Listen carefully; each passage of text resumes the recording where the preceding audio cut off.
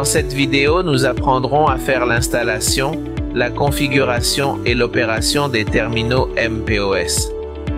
Pour installer l'application mPOS sur votre appareil, commencez par ouvrir le dossier téléchargement. Sélectionnez le fichier APK du service OCR et cliquez sur le bouton Installer pour commencer le processus d'installation de l'application.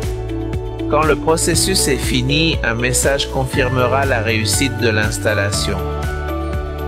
La même procédure sera utilisée pour installer le fichier mPOS. Après l'installation, appuyez sur le bouton Ouvrir. Pour configurer l'application, sélectionnez le bouton Initialisation et la synchronisation commencera. La synchronisation a lieu au début de l'installation et chaque fois que vous voulez envoyer des données. Cette étape permet de s'assurer que toutes les transactions sont enregistrées sur le serveur. Des fenêtres pop-up s'afficheront pour demander les autorisations suivantes. Accéder à la localisation de l'appareil, passer et gérer des appels téléphoniques et accéder aux images, au contenu multimédia et aux fichiers de l'appareil. Pour chacune d'elles, vous devrez accorder les permissions via le bouton Autoriser. Selon votre rôle et les permissions accordées, choisissez l'un des 3 utilisateurs affichés, le super utilisateur, le superviseur ou l'utilisateur de la terminale. Puis, entrez votre mot de passe pour accéder. Il est crucial de préciser que lors de votre première connexion à mPOS, vous devez le faire par le super utilisateur pour la configuration. Allez dans le coin supérieur gauche de l'écran et choisissez l'icône des lignes. Un menu s'affichera, sélectionnez l'option langue. Choisissez votre langue préférée.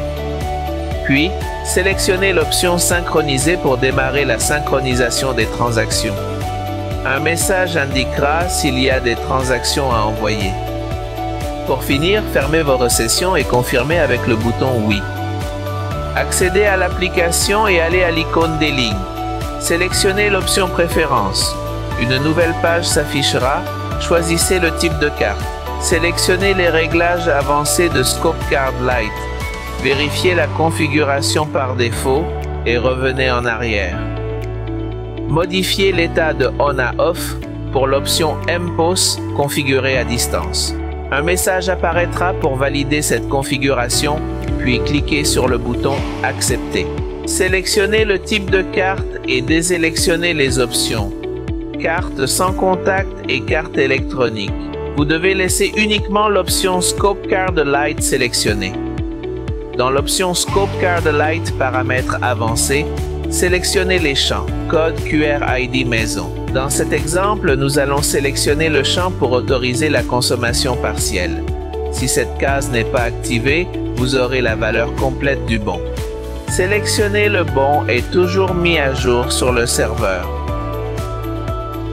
Choisissez Authentification, ensuite Mécanisme d'authentification, puis sélectionnez l'option à utiliser. Dans cet exemple, nous sélectionnerons Faire confiance au contenu de la carte. Cliquez sur le bouton OK et revenez au menu principal. Cherchez l'icône de l'imprimante, sélectionnez Rechercher et activez le Bluetooth pour lier l'imprimante. Puis, choisissez l'imprimante et saisissez le code PIN requis. Cliquez sur Accepter. Il vérifiera la connexion de l'imprimante. Cliquez sur Terminer. Une fois cette procédure effectuée, sélectionnez le bouton Bluetooth désactivé pour commencer à lier l'appareil. Après la liaison, revenez au menu principal, allez dans Déconnexion et cliquez sur Oui pour fermer la session. Accédez à l'application mPOS et sélectionnez Distribution de cartes. La caméra s'activera et lisez le code barre d'une des cartes imprimées. Un message s'affichera pour confirmer l'authentification. Remettez la carte au bénéficiaire.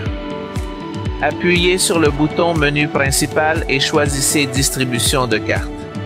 Faites la même chose avec les cartes suivantes. Une fois ce processus terminé, sélectionnez l'option Synchroniser et cliquez sur le bouton Oui. À ce moment-là, le transfert de la transaction commencera et une fenêtre pop-up indiquera qu'une synchronisation est en cours. Un message s'affichera pour indiquer que le transfert a été effectué avec succès et vous devrez sélectionner le bouton Oui. Une fois cette procédure terminée, sélectionnez l'option Déconnexion et confirmez en cliquant sur Oui pour fermer la session. Accédez à nouveau à l'application. Vous entrerez automatiquement dans le module Acheter et scannerez le code barre de la carte.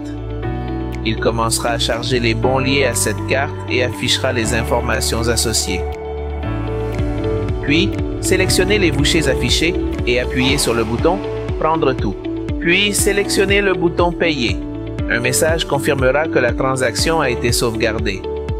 Sélectionnez le bouton « Reçu du commerçant » pour imprimer la copie du commerçant. Cliquez sur Menu principal. Choisissez le module Acheter pour activer la caméra et lire le code barre. Les informations du bon seront chargées, puis cliquez sur le bouton Payer. Une fenêtre pop-up s'affichera pour confirmer le transfert. Vous devrez sélectionner le bouton Oui. Revenez au module d'achat et relisez le code barre. Cela chargera les infos du bon et choisissez le bouton Payer. Ajustez la quantité et le prix par unité. Ensuite, cliquez sur le bouton Réaliser et sur le bouton Payer.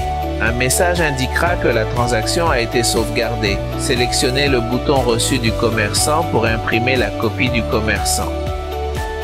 Revenez à la section Acheter en utilisant l'icône de retour et effectuez la même procédure en fonction du nombre de bons que vous désirez échanger.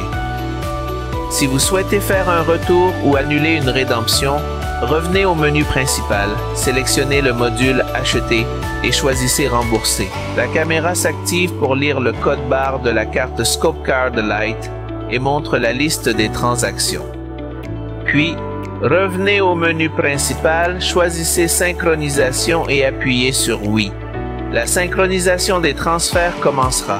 Une fois l'action effectuée, un message de confirmation s'affichera. Cliquez sur le bouton Oui. Retournez au menu principal et sélectionnez l'option Déconnexion, puis cliquez sur le bouton Oui pour confirmer la déconnexion.